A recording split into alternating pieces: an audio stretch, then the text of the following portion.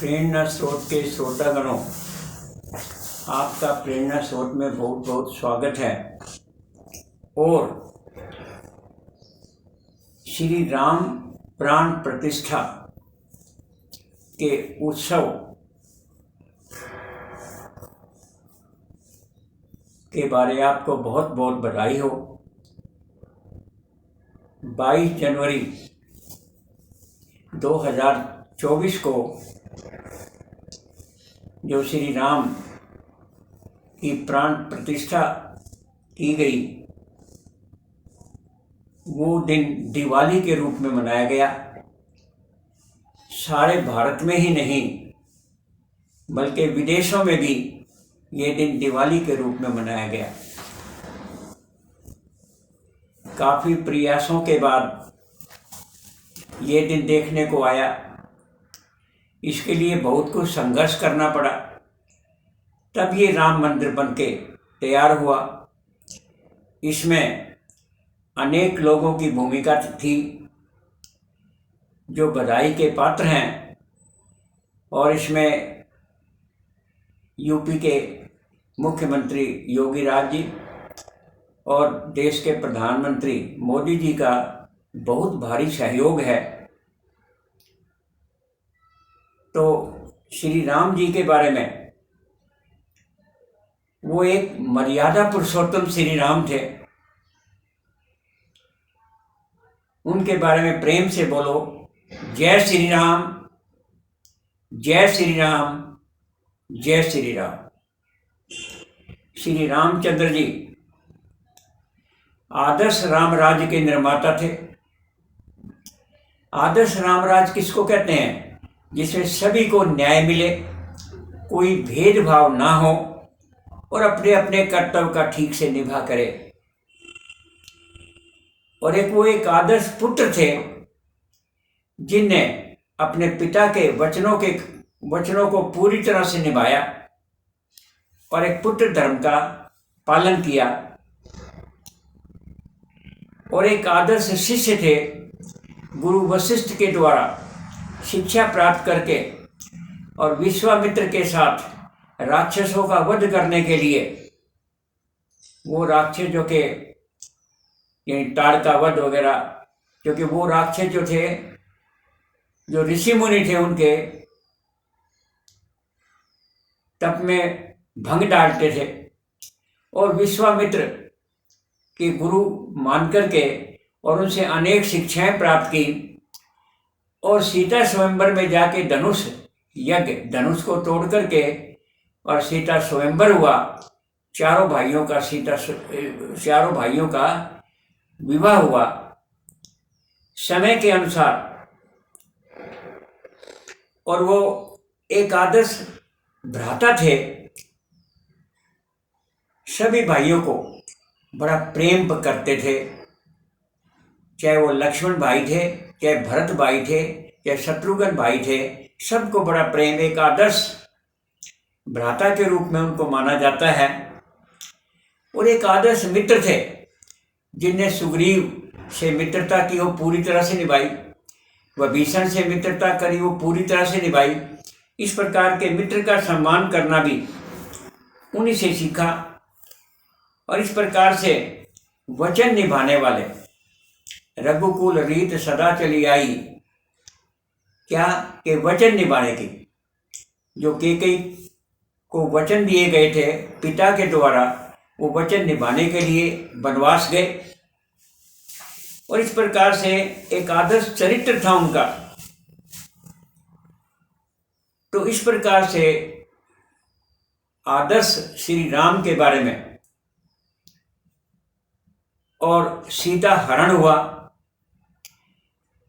हनुमान ने सुग्रीव से मित्रता कराई, लंका दहन हुआ, राम ने रावण और कुंभकर्ण आदि अनेक राक्षसों को मार करके सीता को छुड़वाया।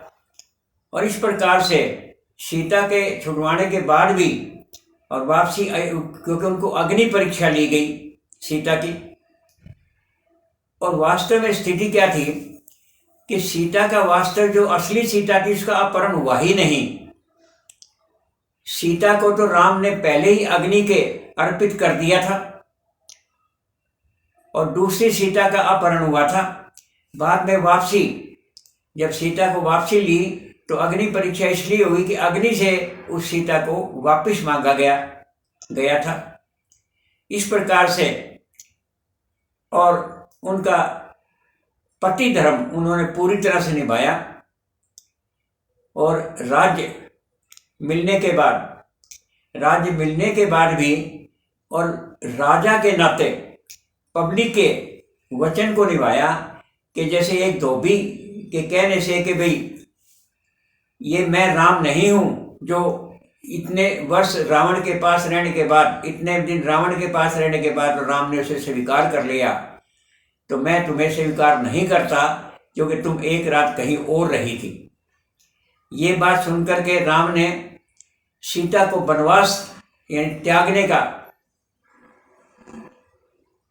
प्रयत्न किया, यानी त्याग दिया। और वहाँ पर वाल्मीकि ऋषि में सीता ने लव कुश को जन्म दिया और लव कुश ने घोड़ा रोक करके, जो चक्रवर्ती सम्राट के लिए जो घोड़ा छोड़ा गया था उसको रोक करके और सारे अयोध्या वासियों का मुकाबला किया और इस प्रकार से लव कुश अयोध्या में वापस आए और वहाँ पर सीता ने अपने आप को पृथ्वी में समा लिया। इस प्रकार ये राम की कहानी एक आदर्श कहानी है जिससे हमें अनेक प्रकार की शिक्षाएं मिलती हैं। परंतु राम की कहानी जब तक पूरी नहीं होती जब तक श्री हनुमान का नाम ना लिया जाए, क्योंकि हनुमान ही एक ऐसे थे जिन्होंने श्री राम के हर कार्य में सहायता की। सर्वप्रथम वनवास के अंदर उसने सुग्रीव से मित्रता कराई और उन्होंने लंका दहन करके सीता की खबर लेकर के आए और इस प्रकार के युद्ध के दौरान भी हर समय राम की सहायता की, चाहे वो लक्ष्मण मूर्छा के साथ थी, चाहे वो हरि रावण वध के लिए। तो इस प्रकार हनुमान जी का नाम लिए बिना ये रामायण पूरी होती ही नहीं है। और हनुमान भगत ऐसे भगत थे जिनके दिल में और दिल को चीर करके दिखाया कि देखो जो मेरे दिल के अंदर और राम सीता बसे हुए हैं। इस प्रकार से उनकी गुरु भक्ति के कारण से उनको नमन करते हैं और इस प्रकार से हनुमान जी से भी बहुत सी शिक्षा हमें प्राप्त होती है सच्चे सेवक के रूप में। और दूसरा जो है उनकी बल जो था, बल एक अच्छे कार्य के यानी लगाने के रूप में, और इसी प्रकार से वो एक दृढ़ निश्चयी व्यक्ति थे और उनको अंत में अमर होने का वरदान भी मिला। कहते हैं कि आज भी हनुमान जिंदा है किसी न किसी रूप में।